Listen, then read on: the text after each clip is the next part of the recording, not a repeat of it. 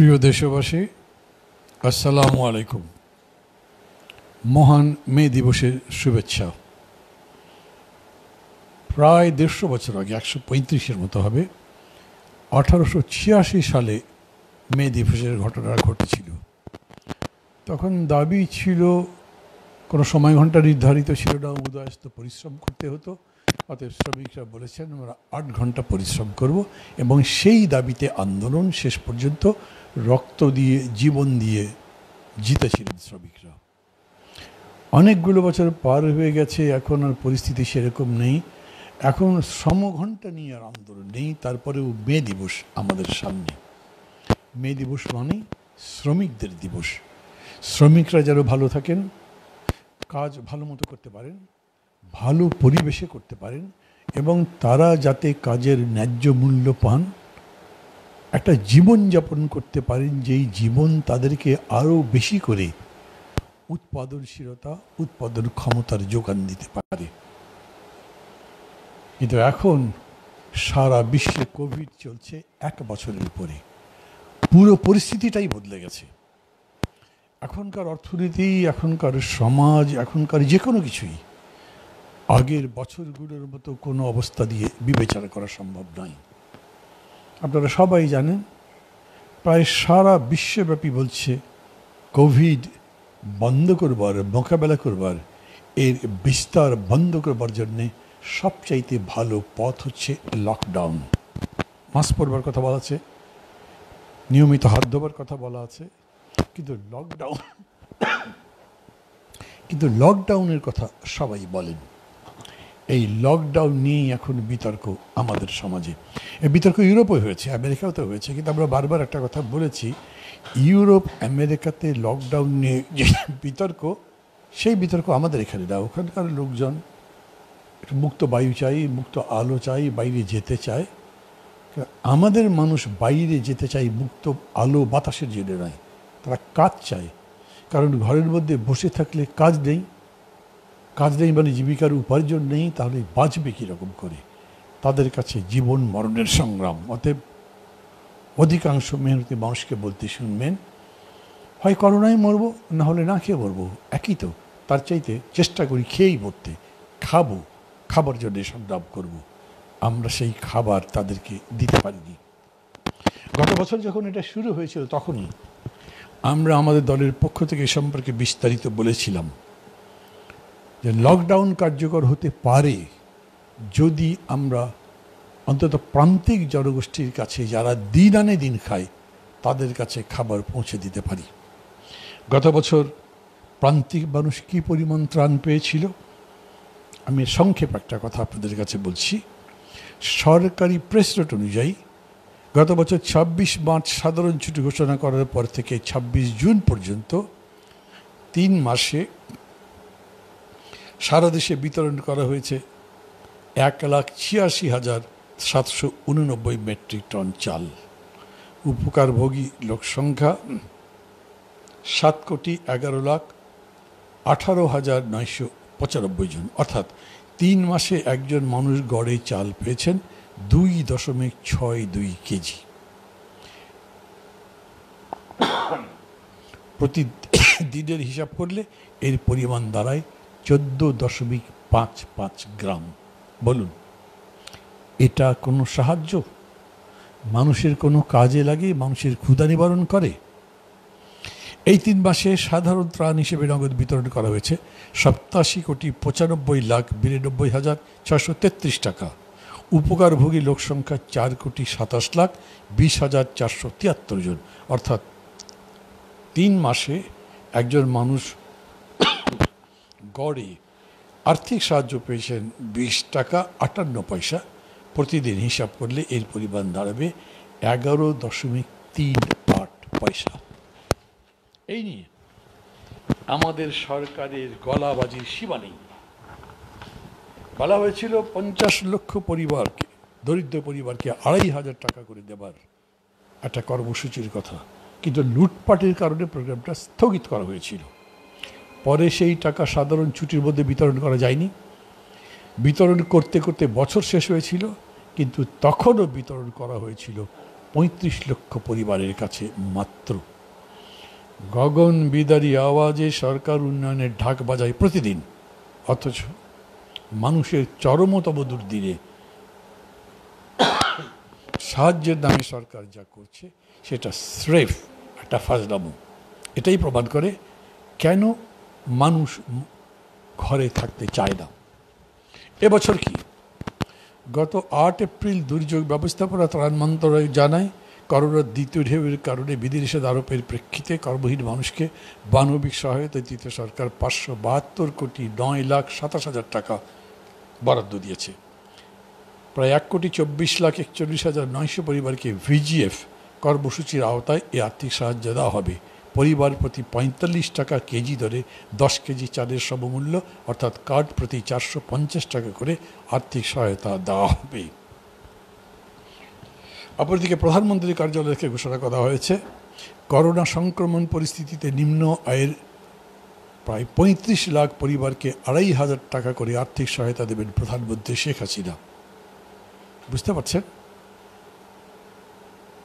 35 লাখ পরিবারকে 2,500 টাকা করে পরিমাণটা কত কম, কিন্তু এই সামান্য সাহায্যই এখনও কোনো মানুষের হাতে যেতে শুরু করেনি। সম্প্রতি একটি জাতীয় নিউজ পোর্টালে প্রকাশিত সংবাদ থেকে আমরা জানতে পেরেছি এরকম নানা রকম বিধিনিষেধের কারণে অর্থনীতির স্বাভাবিক গতি রুদ্ধ হয়েছে 3 সপ্তাহের বেশি হয়। তথাকথিত প্রণোদনার সুবিধা বড় বড় ব্যবসায়ীরা পেয়েছে, সে সম্পর্কে আমি বিস্তারিত আপনাদের কাছে এখন বলতে চাচ্ছি না। শ্রমিকের দিন, শ্রমিকদের কথা বলি, তাদের দুঃখ দুর্দশার কথা বলি। আমরা কিন্তু বলি যারা ক্ষেত মজুর তারাও তো শ্রমিক।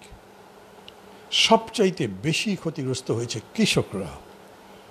তখন কৃষকের জন্য সরকার মাত্র 5,000 কোটি টাকা ঋণ প্রণোদনা ঘোষণা করেছিল, যার পরিমাণ অত্যন্ত অপ্রতুল বলে তীব্র সমালোচনা হয়েছিল সংশ্লিষ্ট স্টেক হোল্ডারদের কাছে। সেই প্রণোদনা ঘোষণা করার 10 মাস পর ফেব্রুয়ারি শেষে চুক্তিবদ্ধ 43টি ব্যাংকের মধ্যে অর্ধেকেরও বেশি ব্যাংক 50% ঋণ বিতরণ করেনি, এমনকি 20% বিতরণ করেনি অনেক ব্যাংক। আরও আছে, খুদে দোকান মালিক সমিতি 15-20 হাজার টাকার ছোট পুঁজি নিয়ে ব্যবসা করে। এরকম আছে 60 লাখ মানুষ মুদি দোকান থেকে শুরু করে ছোটোখাটো দোকান করে। 57 লাখ মানুষ বিপণী বিতানের ব্যবসায়ী আছেন। প্রায় 1.25 কোটি ব্যবসায়ী আছেন এদের। আর মুদি দোকান শুরু করে মার্কেটের দোকানে কাজ করে 1 কোটির বেশি কর্মচারী, অর্থাৎ এই খাতে কর্মরত আছেন 2 কোটি মানুষেরও বেশি। এর সাথে তাদের পরিবারকে যুক্ত করে এই খাত জীবিকার সংস্থান করে বিপুল সংখ্যক মানুষের। এই খাত প্রচণ্ড ক্ষতির সম্মুখীন হওয়ার পরও কোনো আনুষ্ঠানিক প্রণোদনা তারা পাননি। আমরা বলি না, ফ্রন্ট লাইন ফাইট করে ডাক্তার, চিকিৎসা কর্মী, তাদের সাথে তো প্রতারণা করা হয়েছে কীরকম সেটা আপনারা জানেন, আমি বলছি না। শুধু একটা কথা বলি, যে 50 লক্ষ টাকা ক্ষতিপূরণ দেওয়ার কথা ছিল মৃত্যুর জন্যে, 1 জন মাত্র ডাক্তার পেয়েছে, কিন্তু মারা গেছে কতজন? 170 জনের বেশি। আর স্বাস্থ্যসেবা, স্বাস্থ্য খাত যে কী সে সম্পর্কে আমি মনে করি যত কম বলা যায় এখন ততই ভালো। এখন পর্যন্ত আমাদের স্বাস্থ্য খাত আমাদের ন্যূনতম কোনো স্বাস্থ্যের গ্যারান্টি দিতে পারে না।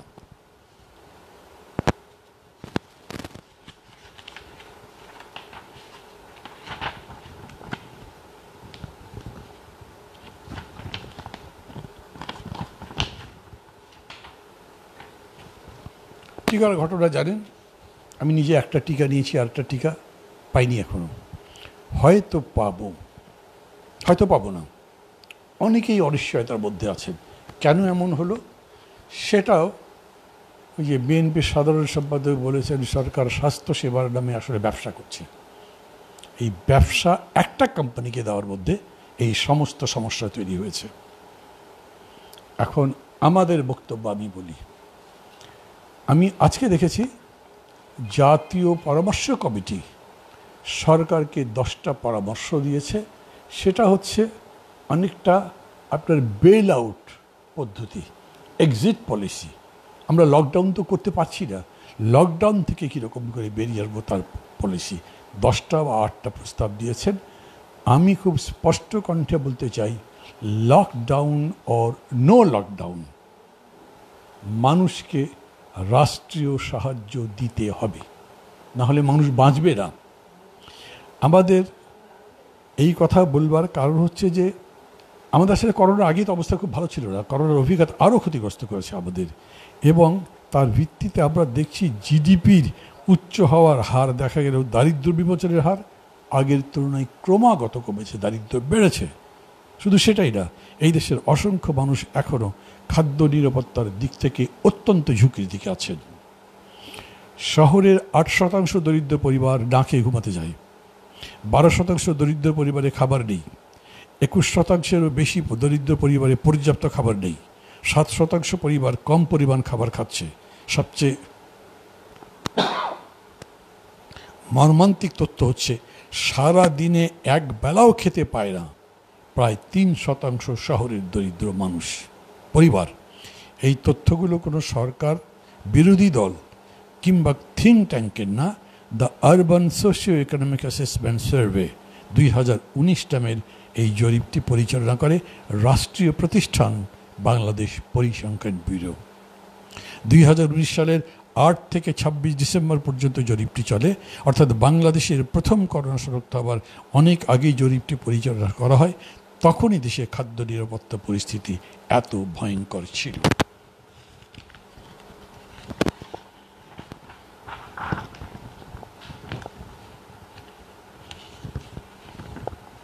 কয়েকটা দাবির কথা আমরা আমাদের সাংবাদিক সম্মেলনের কথা মাধ্যমে বলেছি। সেটা হচ্ছে আমাদের চিকিৎসা খাত যত দ্রুত সম্ভব উন্নত করতে হবে। ICU, oxygen, emergency bed, cabin ইত্যাদি ইত্যাদি যাই আছে সেগুলো করতে হবে। তার মধ্যে বিশেষ করে অক্সিজেন সংকটের বিষয়টা যেন ভালো করে খেয়াল রাখা হয়, কারণ ভারত কী কষ্টে পড়েছে এবং কি হৃদয় বিদারক দৃশ্য আমরা দেখছি প্রতিদিন, এটা নিশ্চয়ই কারো চোখ এড়াচ্ছে না। আমাদের স্পষ্ট ঘোষণা, এই মুহূর্তে মানুষ বাঁচাতে দেশের 2 কোটি পরিবারকে 10,000 টাকা করে নগদ প্রদান করতে হবে। আবার যদি লকডাউন দেওয়া হয় তাহলে এই পরিমাণ বাড়াতে হবে। কোনো বেশি কথা বলেছি? 6 লক্ষ কোটি টাকার বাজেটটা কি এবারে দেবেন? 2 কোটি পরিবারকে 10,000 করে দিলে 20,000 কোটি টাকা লাগবে, অনেক বেশি। দিতে পারবেন না। আর যদি দিতেই না পারেন তাহলে তো বড় বড় কথা বলেন কেন? তার মানে পারবেন না, আপনারা পারছেন না, পারবেন না, এটা স্বীকার করে নেওয়া ভালো। এবং স্বীকার করে যত তাড়াতাড়ি সবাইকে নিয়ে একটা উদ্যোগ নেন তার জন্য অনুরোধ করছি। তাও যদি না করতে পারেন তাহলে ছেড়ে দিয়ে চলে যান। মানুষ বাঁচাতে হবে। আমরা কিন্তু এখনও জানি না আমরা কোন বিপদের সামনে আছি। আমরা শুধু টেলিভিশনে দিল্লি, মুম্বাই, লখনৌ এই সমস্ত জায়গার ছবি দেখছি। আপনি কি নিশ্চিত এরকম ছবি যে ঢাকাতেও দেখতে পারবো না? আমরা তো অক্সিজেন বানাতে পারি না, আমাদের তো আইসিইউ আনবার মতো ক্ষমতা নেই। আমরা আমাদের হসপিটাল নিয়ে কি কেলেঙ্কারি করি সেগুলো কি ভুলে গেছি সবাই? সেই প্রেক্ষিতেই সরকারের কাছে স্বনির্বন্ধ অনুরোধ, প্রতিহিংসার রাজনীতি ছেড়ে দেন। এখন কেবল ক্ষমতা পাকাপোক্ত করবার ধান্দা করলে চলবে না, মানুষ বাঁচাতে হবে। মানুষ যদি বাঁচাতে পারেন মানুষ আপনাকে সমর্থন করবে। সেই বাঁচাবার কাজটা করেন। কারণ তথাকথিত যে উন্নয়নের স্লোগান দেন না, ওগুলো কোনো স্লোগান নয়। দুর্যোগের মধ্যে মানুষকে বাঁচিয়ে রাখার চাইতে বড় কোনো উন্নয়ন নেই। সেটাই নিজেদের লক্ষ্য মনে করেন, সরকারের লক্ষ্য এবং আমাদের সবার লক্ষ্য। আমি আবার বলি, এই কথাগুলো যা বললাম আমি জানি না এগুলো সরকারের কাজে ঢুকবে কিনা। কথাগুলো আগেও বলেছি, 2 দিন আগে প্রেস কনফারেন্সে বলেছি, 1 সপ্তাহ আগে শহীদ মিনারে বলেছি। এর ছাড়াও আমি যেদিন করোনা থেকে মুক্ত হয়েছি সেদিন থেকে দেখতে পাচ্ছি নিশ্চয়ই পরিপূর্ণ সুস্থ হয়েছি সেটা বলতে পারি না। কাশি এখনও যায়নি, যদিও কোভিড থেকে মুক্ত আছি, অন্যান্য দিক থেকে ভালো আছি। কিন্তু সেই থেকে বলতে শুরু করেছি, আজও বলছি, আগামীতেও বলবো। এই শ্রমিক ভাইদের, রিক্সা চালক, ঠেলাগাড়ি চালক, পানবিড়ি দোকানদার, ছোটো ছোটো দোকানদার যারা আছেন, মেহনত করেন, মেহনত করে নিজেদের জীবিকা অর্জন করেন, প্রত্যেকের কাছে বলি, খাদ্যের দাবিতে, নিজের অধিকারের দাবিতে কথা বলুন। সরকারের উপরে চাপ দিন, এরা আপনাকে ঘরের মধ্যে বন্দি করে রাখবার ফন্দি করবে, এরা আপনাকে কথা বলতে দিতে চাইবে না, কিন্তু কথা যদি বলতে না পারেন তাহলে মারা যাবেন। খেয়াল করে দেখেন, একটা সময় এমনও গেছে আমাদের, যখন করোনা কারো হলে বাবাকে ঘরের মধ্যে বন্দি করে ছেলে মেয়ে তার সাথে দেখা করেনি। কিন্তু ধীরে ধীরে পরিস্থিতিটা তো বদলেছে। আমরা এখন বুঝতে পারি আমরা কীরকম করে নিজেদের স্বাস্থ্য রক্ষা করতে পারি, কীরকম করে নিজেদের নিরাপত্তা তৈরি করতে পারি। 3 ফুট দূরে বা 6 ফুট দূরে থেকে কথা বলতে পারি, মাস্ক পরে নিরাপদ থাকতে পারি এবং সেবা দিতে পারি। আমি মনে করি আজও আমরা যদি চেষ্টা করি নিশ্চয়ই এই বিপদ থেকে উদ্ধার পাব। ঠিক আছে, কোনো দেশ খুবই বিপদে পড়েছে, কিন্তু আবার কোনো কোনো দেশ এখন পর্যন্ত তো ভালো আছে, কারণ তারা ভালোভাবে কাজ করেছে। আল্লাহর অশেষ রহমত আছে বাংলাদেশের প্রতি, তাই এখনও অত বড় বিপর্যয়ের মধ্যে আমরা পড়িনি। কিন্তু এখনও যদি কেবল ক্ষমতার লিপ্সায়, প্রতিহিংসার আগুনে নিজেদেরকে ধ্বংস করে ফেলি, তাহলে পুরা দেশ ধ্বংস হবে। মহান মে দিবসে শ্রমজীবী জনগণের দিকে তাকিয়ে, দরিদ্র জনগোষ্ঠীর দিকে তাকিয়ে, দেশের আপামার মানুষের দিকে তাকিয়ে মানবিক আচরণ করবেন, এই প্রত্যাশায় আজকের কথা বলা এখানেই শেষ করছি। খোদা হাফিজ।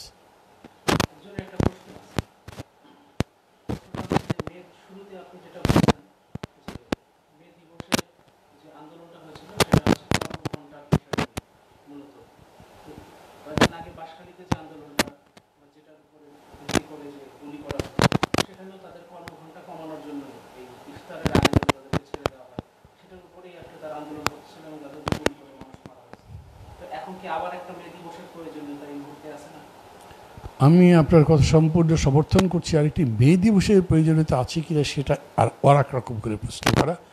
কিন্তু বাঁশখালীর ঘটনা নিয়ে আমি এর আগে কথা বলেছি, প্রতিবাদ করেছি।